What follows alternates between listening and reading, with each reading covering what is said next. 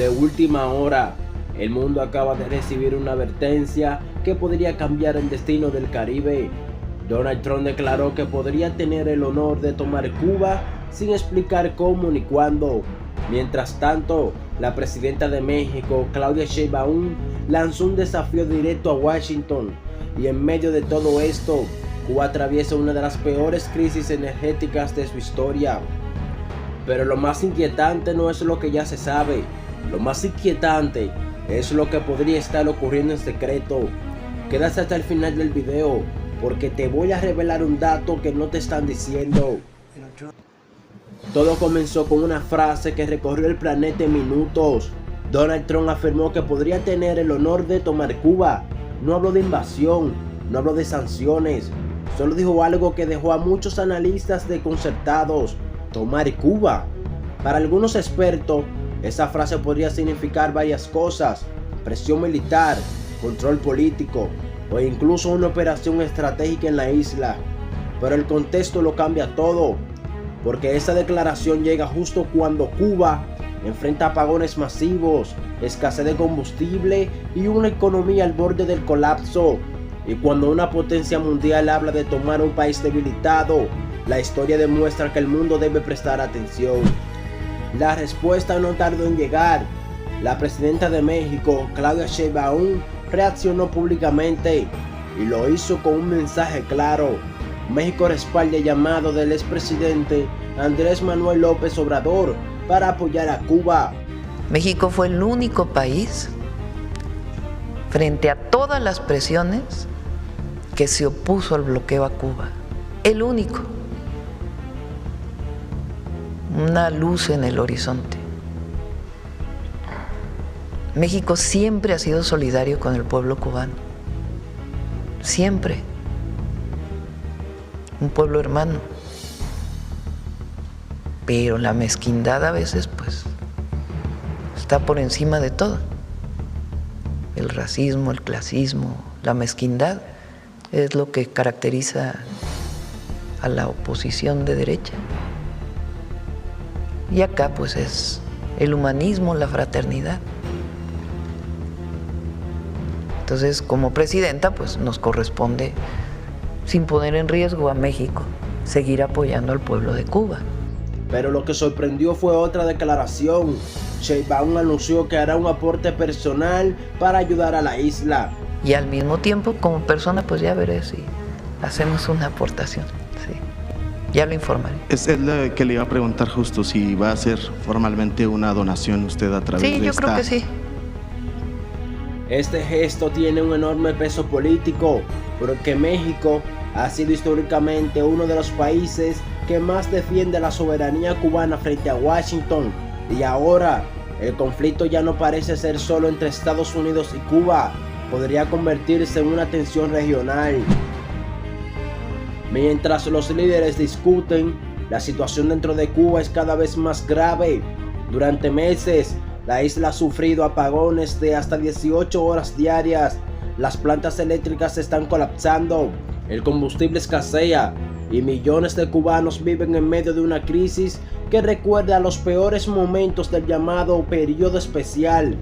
En respuesta, el gobierno cubano anunció nuevas reformas económicas, entre ellas cambios en el sistema energético, ajustes en empresas estatales, apertura limitada a inversión extranjera. Pero los expertos advierten algo preocupante: las reformas podrían tardar años en dar resultados y la crisis está ocurriendo ahora mismo. La posibilidad de permitir que cubanos que residen en el exterior, aún sin ostentar la residencia efectiva en Cuba, y a partir de la categoría que ofrece la ley migratoria cubana, que se denomina inversores y de negocios, puedan participar o ser dueños de empresas privadas en Cuba. Estas decisiones comprenden la posibilidad de que a través de empresas en el exterior, los cubanos residentes puedan asociarse con empresas privadas en Cuba al amparo de la Ley 118.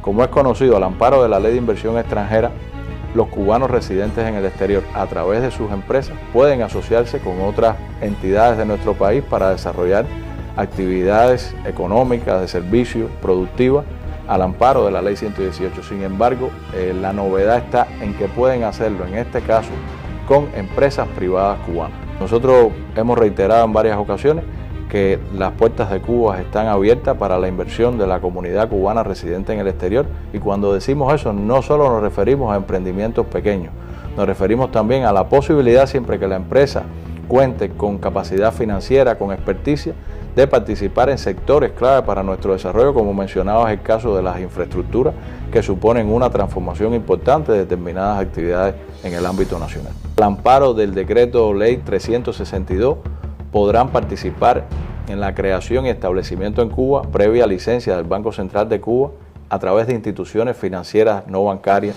de bancos de inversiones y diferentes actividades que están comprendidas en este decreto. Es decir, estamos abriendo la participación de la comunidad de cubanos residentes en el exterior en el ámbito del sector financiero bancario nacional. Y los cubanos residentes en el exterior que tengan empresas en Cuba puedan abrir y operar cuentas bancarias en divisas en bancos cubanos, podrán hacerlo de la misma manera que lo hacen. Cuando un país atraviesa una crisis profunda y al mismo tiempo una potencia global habla de tomarlo, los analistas comienzan a estudiar escenarios. Uno de ellos sería una intervención indirecta, no necesariamente militar. Podría ser presión económica, influencia política o incluso acuerdos secretos con sectores dentro de la isla. Pero hay otro escenario que preocupa aún más: una crisis migratoria masiva. Si la economía cubana colapsa completamente, millones de personas podrían intentar salir del país, y eso provocaría una emergencia regional en el Caribe y Estados Unidos. Pero hay un dato que está pasando desapercibido y que podría explicar por qué esta situación se está volviendo tan delicada. Cuba se encuentra a solo 150 kilómetros de Estados Unidos. Es uno de los puntos estratégicos más importantes del continente. Así que controlar la estabilidad de la isla significa controlar rutas marítimas, migración, seguridad regional y equilibrio político en América Latina. Por eso, cada crisis en Cuba siempre termina convirtiéndose en un asunto global.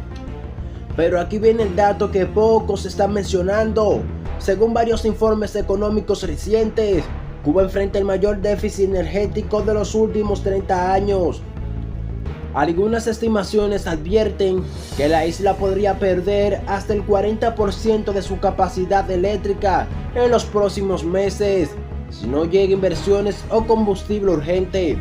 Eso significa algo muy simple: la crisis apenas está comenzando, y si las tensiones políticas siguen aumentando, el Caribe podría convertirse en el próximo foco de una gran confrontación internacional.